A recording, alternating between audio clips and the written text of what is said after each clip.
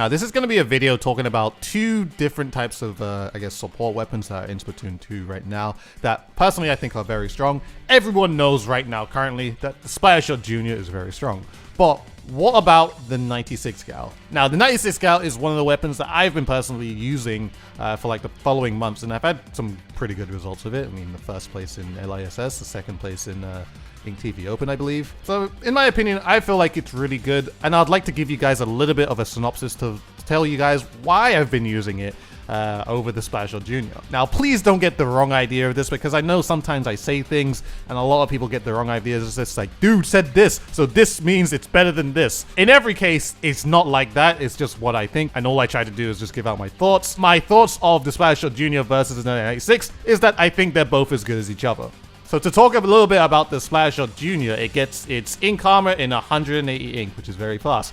The Splattershot Jr is probably one of the fastest armor getting weapons in the entire game right now. No other weapon gets armor faster than the Splattershot Jr, and that is just a fact. I'd say you can get an armor in about 7 seconds, bear in mind that you have enough special charge up. If you're not wearing any special charger, I believe you can still get one in about 8 to 10 seconds, around that region.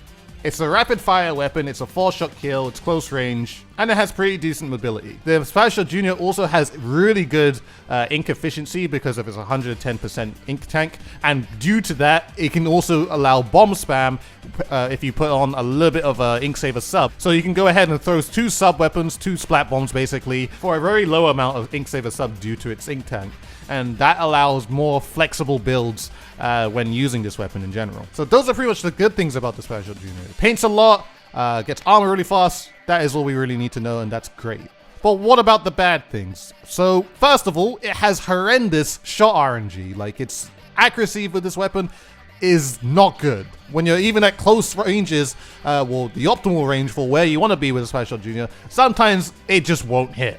Another bad thing is that it has very minimal range. It doesn't shoot very far, and having shot RNG as bad as it does, it kind of hurts it in a way. Especially because of the meta that we're in, where pretty much every single weapon in this meta will outrange the Splattershot Jr. So if you get into a gunfight with another person on the other team, you always have to make sure that you're extremely close up to the player in order to hit them, which isn't the easiest thing when you have like 3 different long-range shooters looking at you. Like, you have a Splattershot Pro looking at you, Slusher looking at you, Heavy looking at you, Splat Charger looking at you. Some people opt into using the Kenta shot as well, so, you know, all these weapons just outrange you. So when it comes to you trying to get yourself into a fight with one of these weapons, it's difficult. Dealing with things like Booyah Bombs sometimes can be a little bit difficult if they're too high up in the sky. Like, I know that the Splattershot Jr can rip apart a Booyah Bomb really fast, but the thing is that it needs to be right next to the Booyah Bomb to be able to do any sorts of damage. And in competitive, that's pretty much a non-existent thing. Unless the person using Booyah Bomb just uses it in a place that's just not optimal for them. Same thing with Splashdown. I mean, some people opt into using the Kenta Sausage Machine or the Tetra Dualies. Both weapons have Splashdown. This weapon, obviously, RNG is horrible, so when you're looking into the air and with your short range, when the Splashdown goes in the air, you practically need to be touching the Splashdown with the Splattershot Jr if you want to take it out. So in those cases, it just doesn't do particularly well. But those are pretty much all the weaknesses of the Splattershot Jr. Obviously, you do have long-range options, as you do have bomb spam, and you can throw bombs pretty much everywhere around the map. And that's basically your only way of, you know, having a chance against longer-range weapons, because you can throw bombs as far as you want, and you can kill things from range. Obviously, those aren't going to kill Booyah Bombs, Splashdowns, and stuff like that, but it's still definitely something that you have. Now, let's talk about the 96 cal. Now, the 96 cal has a lot of great things. First of all, it has extremely high killing power. Base damage would be at 62 damage per hit.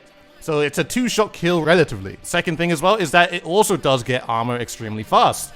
When you're equipped with the Sprinkler, you can basically paint 2 places at one, which will allow you to possibly get an armor within 7 seconds. This is only when you're wearing Special Charge, however. I believe if you're not wearing any of it, it's going to be probably 10 seconds or plus, which would probably be the fastest time you can get it. But depending on where you place your Sprinkler and where you're shooting at the time, it's definitely going to help with that.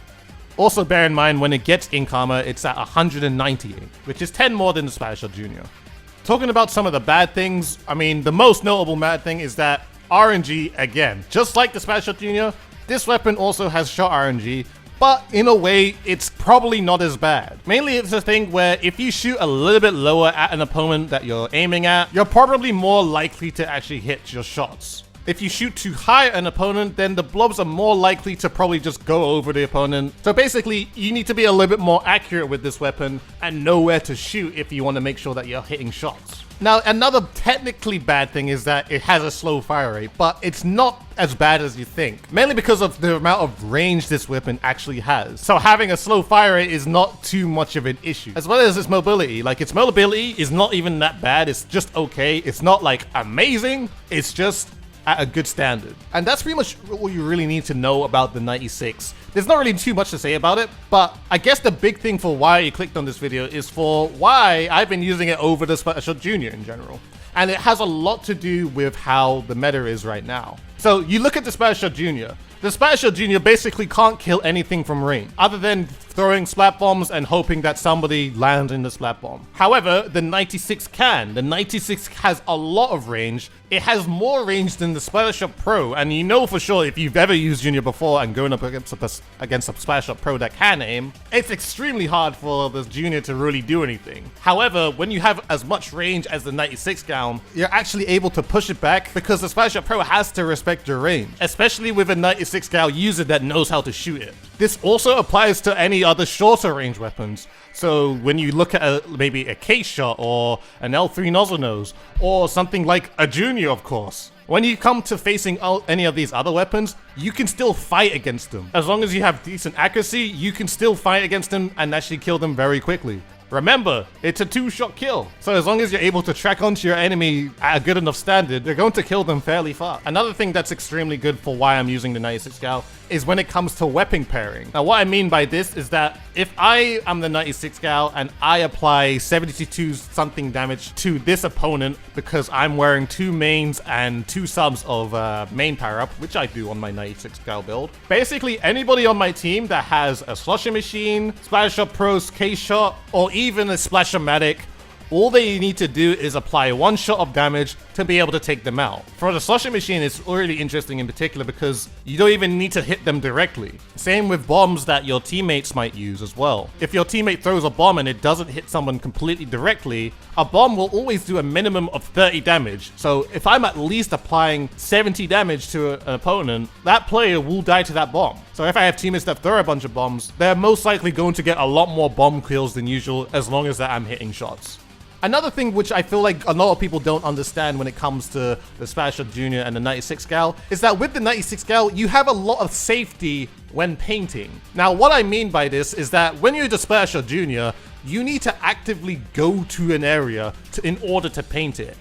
However, with the 96 gal, you can stand in one area and paint a large portion of the map standing in one place. And also while you're doing that, you throw a sprinkler in a different place to also paint part of the map. So in a way, it kind of saves a lot of time when it comes to just actively painting with the 96. Which is, I guess, one of the things I really love in general when compared to the Junior. Because when I'm using the Junior, I hate hearing when somebody calls out, hey, this part of the map needs to be painted. Obviously, I'm the Junior, I should go ahead and do it. But if this part of the map has like 2 enemy players there, I'm not gonna throw myself in there to paint it if there's 2 people already there. It doesn't make any sense to me. I'm just going to die because obviously in this meta that we're in, they have longer range than me. I could throw bombs, but it's only going to do so much because they can see me throwing the bomb, so it's going to be much harder than it needs to be. However, if I'm using a 96, I can do that because I can either throw a sprinkler or just use my weapon to shoot in around that area. And if there are players there, then most likely they're going to be forced to move back. They're going to have to stand their own ground, but they're going to be continuously pushed back because the amount of range I personally have. Now, we've been talking about how range definitely dominates the current meta that we're in. So I figured, hey, the 96 might be a good option to use as a support weapon because it has a lot of range, it has good killing power, if known how to use it, and it does paint extremely well. But let's talk about some of the things that counter the 96 in general. And honestly, it's just weapons that have longer range than the 96 and Brellas. Now, the regular Splat Brella and the Tentabrella are 2 of the worst matchups against a 96. The 96 can honestly not do too much when the Brella shield is out. due to the slow fire rate that the 96 has, it makes it much more difficult than it needs to be. Whereas when you have a Splattershot Jr, you can throw a bomb and then use its fast fire rate to destroy the Brella shield really fast. But of course, you have to be close up to do that. The Splattershot Jr is also buffed to take out the Tender shield faster than usual. So in those situations, you can shred the Tender Brella pretty fast. Now, 96 Gal against other long-range weapons, and this honestly is just backline weapons. So weapons like the Heavy Splatling in particular, the Heavy Splatling is extremely strong against 96. I'd also say Charges too, but probably not more of a threat than a Heavy Splatling, Bull Point, or maybe Hydra Splatling. I'd honestly say maybe just the Bull Point and Heavy Splatling, and it's mainly because they have extremely good mobility. So when you're shooting at one of those players, they're not going to be standing still as much. It's not like a Splattershot Pro or K-Shot where when they're shooting, the momentum of, I guess, when they're firing and walking isn't as fast. So the 96 can take advantage of that and hit shots more easy because of that. But because a Bull Point or Heavy Splatling moves when they are shooting and move extremely fast and continues with their momentum, it's a lot harder for the 96 Gal to hit. Since they also have more range than you, you have to respect that and not be within killing point. The Mini Splatling technically has this as well, but since it doesn't have as much range as the 96, they tend to fall back a lot more because of that.